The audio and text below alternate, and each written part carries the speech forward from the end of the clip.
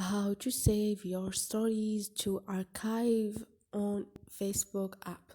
Hi guys, in this video I will show you how to save your story automatically to your archive on Facebook. It's so easy and quick, so let's start. First thing, go to your Facebook app. Click on those three lines up there to get to this page. Now click on the setting icon beside the search icon up there. Scroll down and you're gonna find stories. Click on it.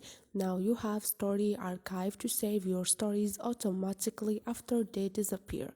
Click on it and turn on save to archive or turn it off wherever you want. Turn on archive to save your stories automatically after they disappear, and only you can see your story archive. And this is it. I hope this video was helpful to you guys. If you like the video, don't forget to subscribe and like.